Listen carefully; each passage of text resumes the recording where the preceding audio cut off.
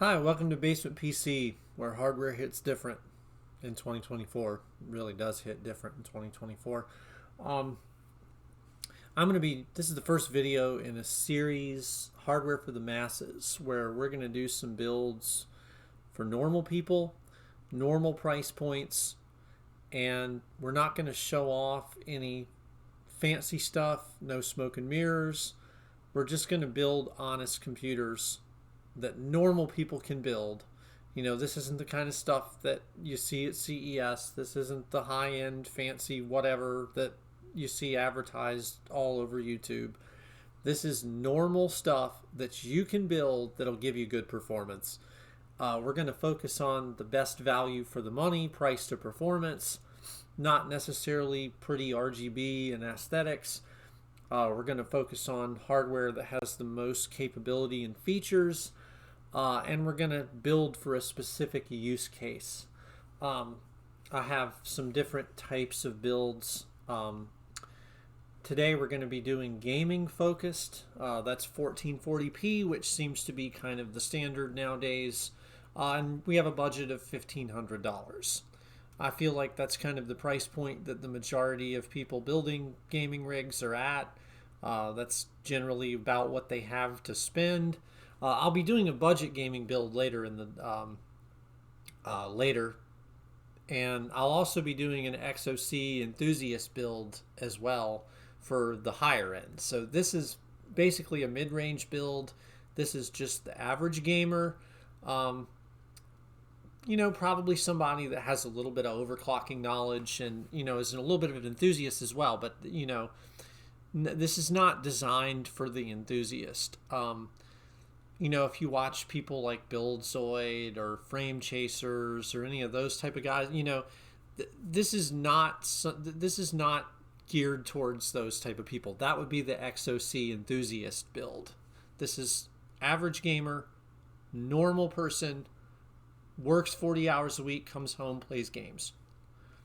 Okay, so with that being said, let's get started. I'm going to open up PC Part Picker here. So one of the things that I want to stress on first is I feel like nowadays there's a lot of fanboyism going around. AMD stuff is hot right now. Everybody's buying these X3D chips, and everybody's always talking about DDR5 versus DDR4. Which should I get? There's some interesting GPU stuff going on right now. The new super cards are coming out. I feel like there's a lot of dissatisfaction with the pricing.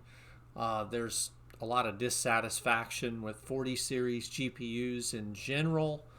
Hang on.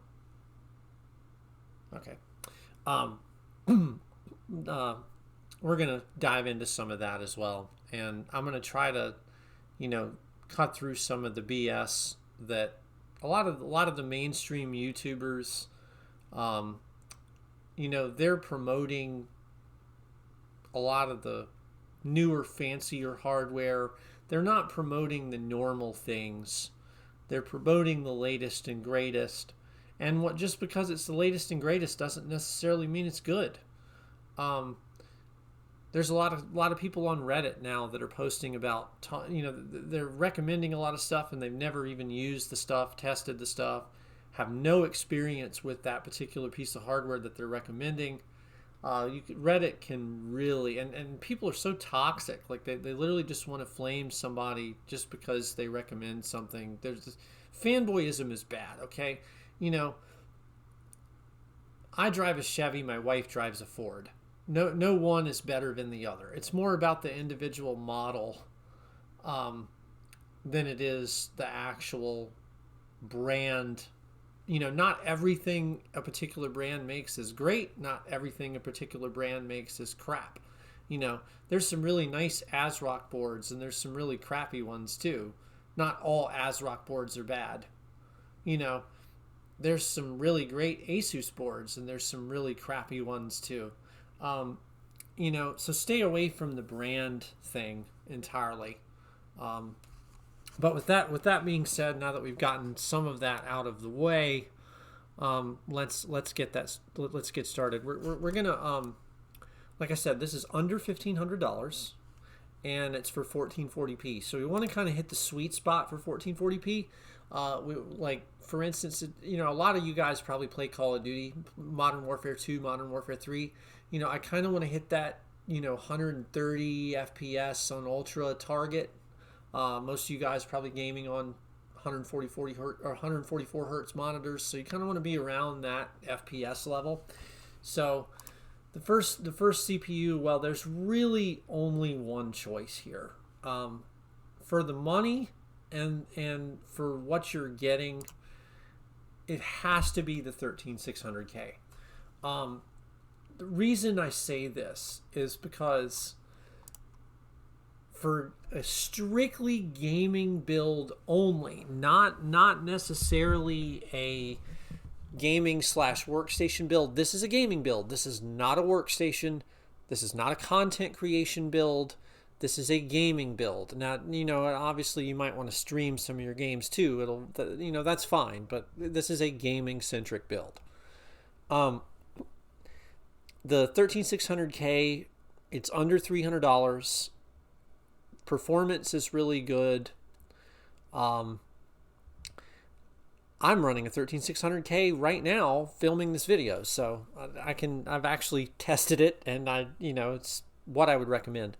One of the nice things about this is it's 6 P cores, and versus 8 for the i7 and the i9. And you want to go with, and one thing I'm going to point out real quick here is notice my P cores are at 5.6 gigahertz. You're not going to get there with the i7 or the i9 with the 8 P cores. You might get to 5.2, 5.3 if you're lucky. But having the higher clocks and more instructions per clock is going to lead to a lot lower latency and more responsiveness. So if you notice, I've done like several other videos on this too, where I demonstrated this earlier, but if you notice how quick Chrome opens up, you can just instantly, literally instantly, I can open just about any window. This is not a performance benchmark at all. But I just, I wanted to point out how snappy. It's just it's almost appliance-like. It's just really, really snappy, and it's really responsive. And that comes from being able to hit high clock speeds and getting a lot of instructions per clock. It's kind of the difference between a sports car and a diesel truck. If you have a lot of cores and not a lot of clock speed, you're going to be able to do a lot of work in a whole lot less time, but it's not going to be as responsive. Stuff's going to take longer to open. And for gaming, it's not really a multitasking type of workload. The latency and the responsiveness is what we're going for here. So we're going to go with the 13600K. Why not AMD? No, why not? Build an AMD system if you want to. But the main reason I didn't go AMD is because I don't want DDR5. There's nothing particularly wrong with DDR5.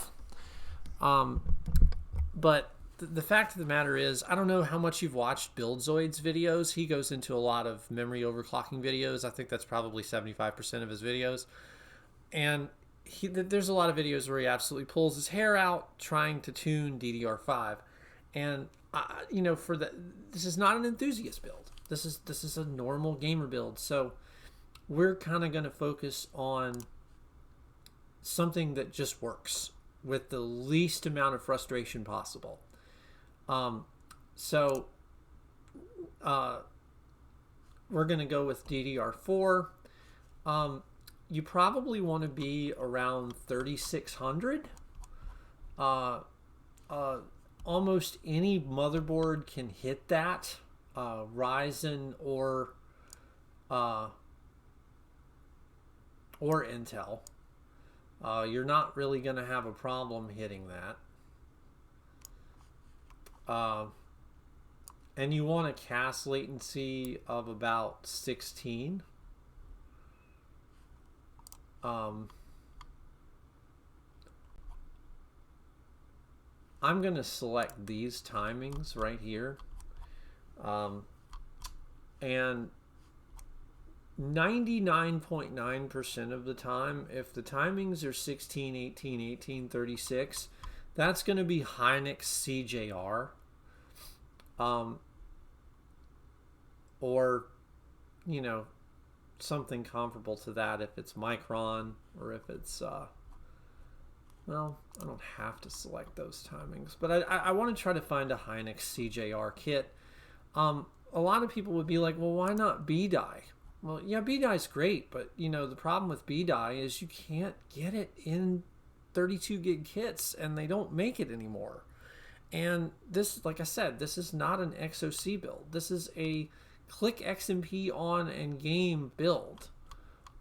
This is what you want. And you don't want the fastest RAM. You want the lowest latency RAM. I see a lot of people testing with 3200 megahertz RAM, and it's just straight garbage. I mean,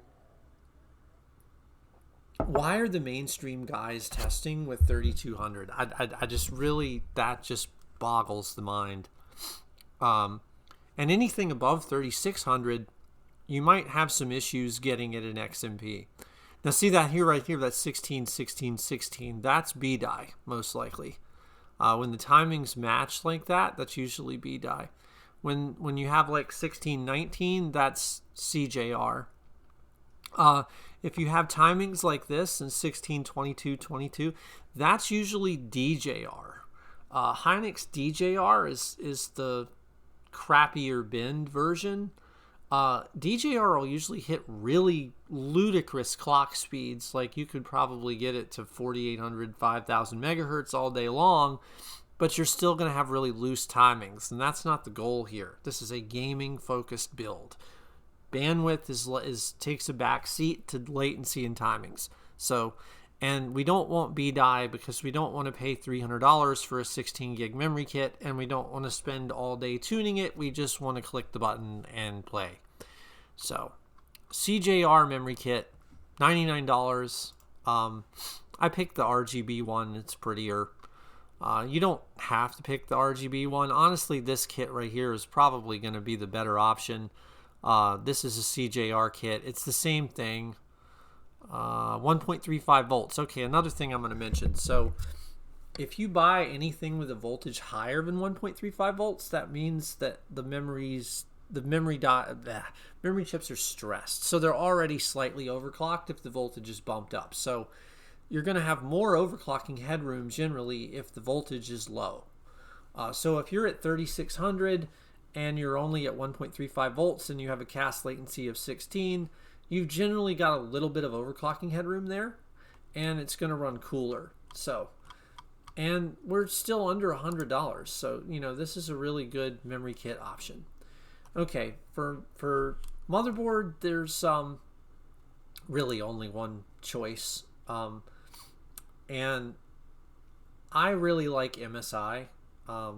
And the main reason I like MSI is because their BIOS is very easy to understand. I'm actually running the 690 MSI Pro. That's actually the board I'm going to recommend.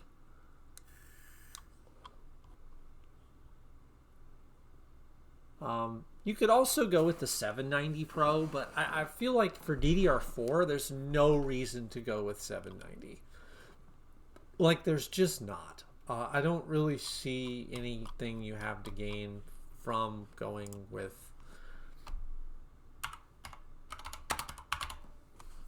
So we're going to go with this. And I'm going to pick the one with Wi-Fi just because... Mine doesn't have Wi-Fi, but it's kind of nice to have that, and it's not really a lot of extra money to spend to have Wi-Fi 6, which is quite fast. For a cooler, so if you want to air cool, I'd highly recommend. I'm a big fan of Thermalright coolers. You're not going to find any better price to performance from any other brand whatsoever. It just doesn't exist. Thermalright has been knocking it out of the park. I'm not sponsored by Thermalright. I'm a brand new channel. I'm completely unbiased in that regard.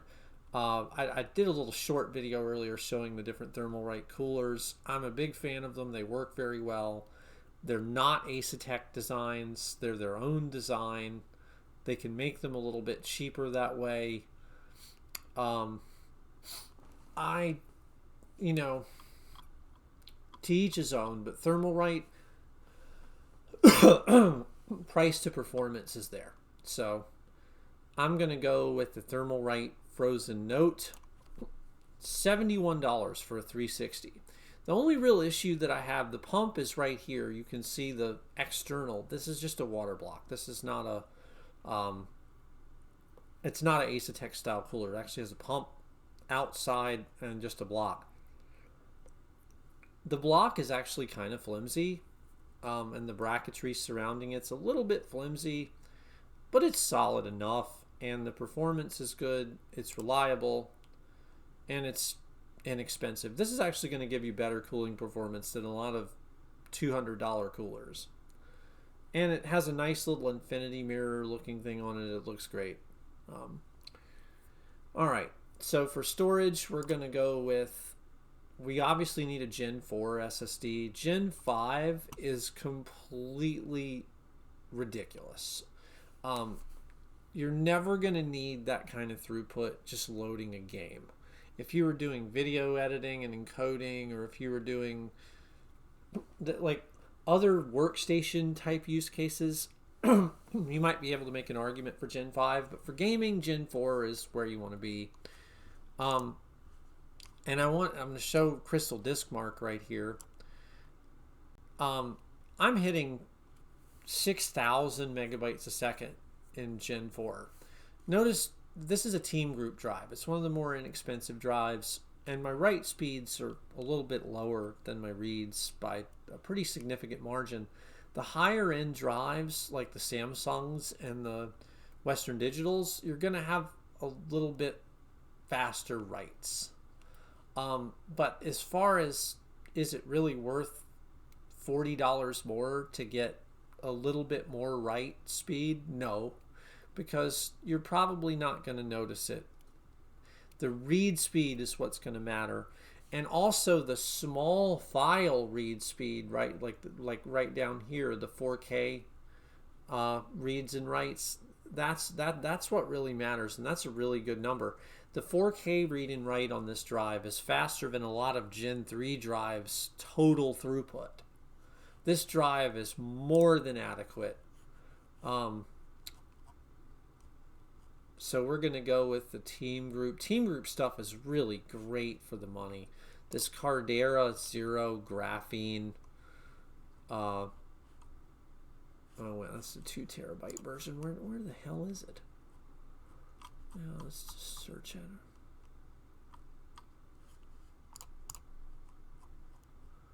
Team Group.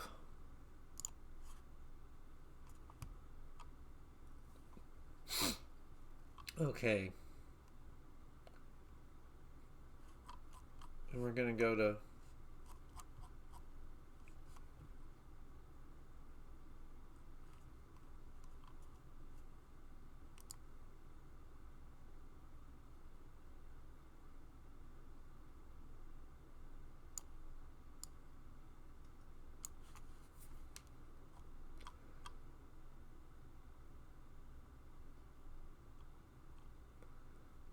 my God, is it really this hard?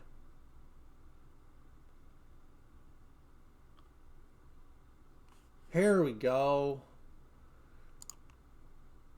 This drive right here is the one I'm currently running. The performance is great. The small file reads are exceptionally good. It's $70. A comparable Western Digital or Samsung drive is going to cost you almost double this. So, if not over 100. So, you might gain a little bit on the writes, but you're probably not going to notice that just in terms of loading your games and things like that. That's all reads. Nothing there. Now, one thing we're also going to do here is we're going to go with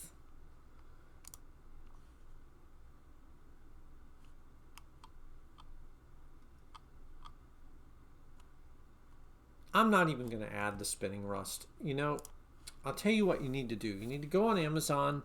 You need to buy an HGST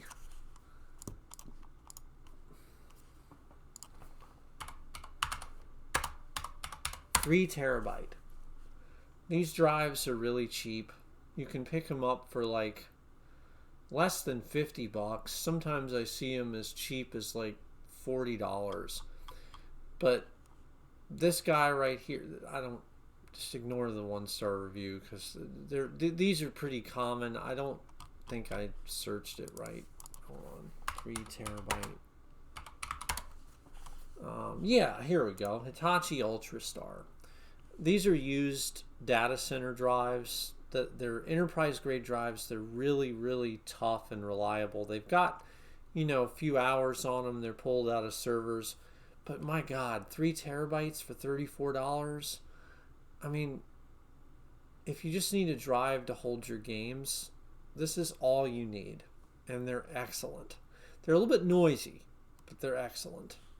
I haven't even had one of these drives fail. I've been using these drives for 10 years, and I've yet to have one fail. It's unreal. Okay, so here we go. GPUs. So this is an area that I feel like there's a lot of debate here. I'm not a huge fan of the 40 series cards that are below the 4080 because they only have a 192-bit memory bus, which is way, way less than even previous generations of cards.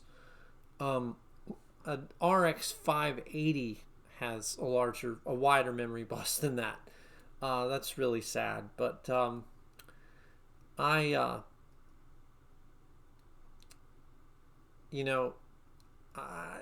not a huge fan of 40 series. Now we have the new super cards coming out, but I would kind of discourage people from buying them because you can probably buy the original ones for a little bit less money, and you can get a really good value on the only NVIDIA card that I really see that's actually a good value right now, and that's actually good price to performance that'll get us where we need to go, is the 4070. The 4070 Ti is like $800, whereas the 4070 is, well, as you can see, much less. Stay away from the MSI Ventus and Mech cards. They have a really high failure rate. Stay away from the Asus Dual cards. They have a really high failure rate. The Founders Edition cards have a little bit lower power limit. You're not going to get as much performance out of them. And the price is obviously not quite as good as some of the others. Zotac is usually pretty good. I'm not really a fan of this one though because the heatsink is a little small. Basically, you just want to get the biggest heatsink you can.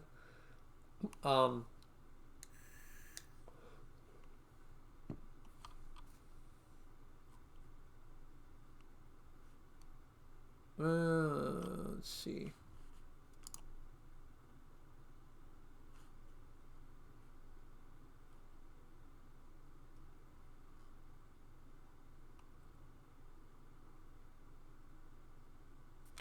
Yeah, I'm going to go with the Gigabyte Windforce.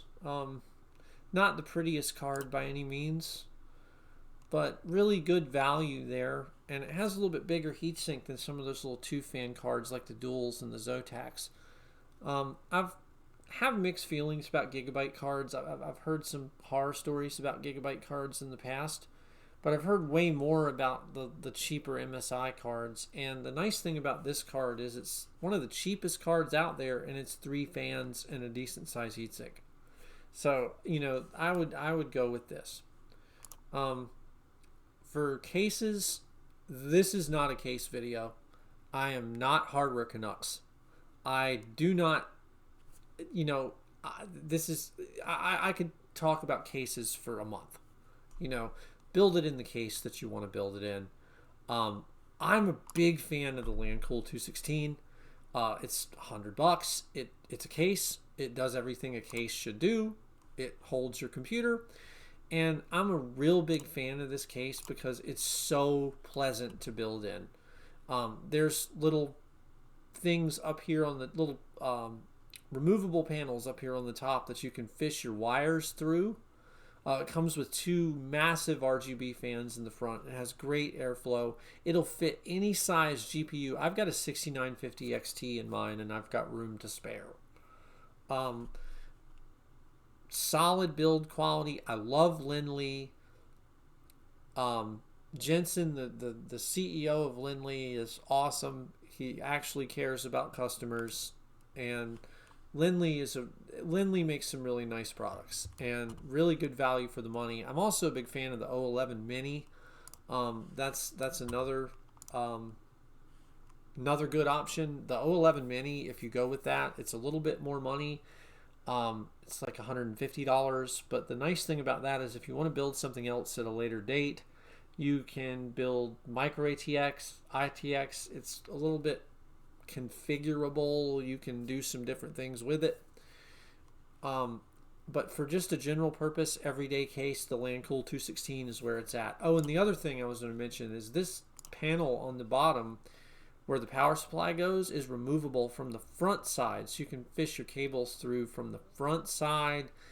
Between these little removable panels up here to fish the cables through for the AIO, and this panel being removable here, honestly, you're not going to find an easier case to build in. The fact that it includes RGB fans in the front that flow a lot of air, all of this for $100, you're just not going to beat that. And the build quality is phenomenal. All Lindley cases, the build quality is phenomenal. This is an easy one. RM850X, probably one of the best power supplies you can buy for the price. Corsair power supplies at this tier rating are solid. You don't need to overthink this choice. If you want to go with a 1,000-watt power supply, I'm not going to stop you.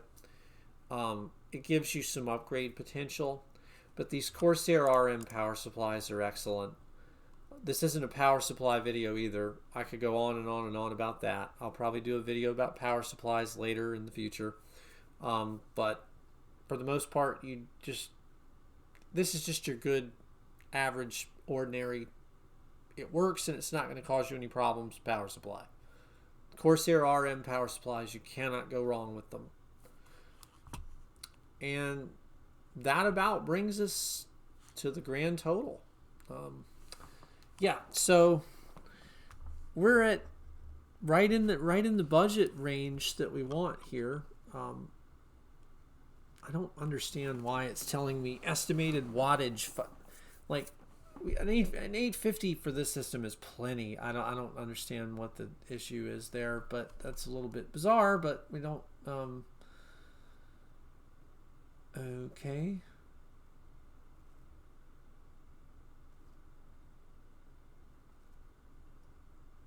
It's giving me a warning that it might come with an older BIOS. I don't really... The chances of that happening are really slim to none in 2024. If you get it from Amazon, you get it from Best Buy, you're probably fine. The power supply is fine. I'm not going to nitpick every little thing. This is just good build for the money. There's nothing in this that's overhyped. It's very basic hardware that does everything we need it to do. I also want to touch on the fact that the standards for 690 and 790 for VRMs are like Intel set a standard for that. And that's a lot of the reasons some of these boards are more expensive. And even the lower end boards are more than adequate for the power demands. It uses less power than the 10th gen. You're not going to have VRM problems with 690. There's some that'll probably run cooler than others, that have more power phases. This is not a LN2 overclocking board, okay? But you'll get decent overclocks. You're going to run into a thermal issue before you'll run into, like, the whole time I've been sitting here, this thing has been running. This is the same board that I'm recommending, and I'm running at 5.6 gigahertz, and it's been fine. Perfectly fine. Don't overthink the VRM part unless you're doing hardcore overclocking, which that's for our XOC build. This is a gaming build. This board's just fine. Other thing I'm going to recommend is if you want some extra fans, you don't need it in this case because this case comes with all the fans you need. But Thermalright makes fans. Man, these are cheap. I mean, this is a 3-pack of 120 fans. These are the white ones. I think the black ones are out of stock, but these guys are amazing fans for the money. They're probably not going to last forever, but when they're $4, who cares? I mean, these are awesome. I mean, they truly are awesome. Thermalright is just knocking it out of the park for the money. I mean, they truly are. I don't understand how they can sell stuff for what they are selling it for. I really don't. This is an excellent motherboard, but notice it's very bare bones. It's not RGB, but it does have 4 M2 slots, and it has everything you need. It overclocks my RAM. I mean, my RAM has been at 4,000 the whole time I've been talking to you. Yes, it's shitty DJR. My good memory kit's in my other computer right now. I put the 64 gig kit in this. I've got my latency under 70 just by bumping my ring bus up, but it's not terrible. But it'll hold 4,000 all day. You're really not going to get much above that anyway in Gear 1 without, on an i5's memory controller. So the i5 is probably not bend as well as the i7 and the i9, so you're probably not going to quite hit the memory speeds that you would with the i7s and the i9s. So for an i5, this board is fine, just fine. All right, that's about it. I think I've covered just about everything that I want to cover. I'll dive into so this is a latency focused build, okay?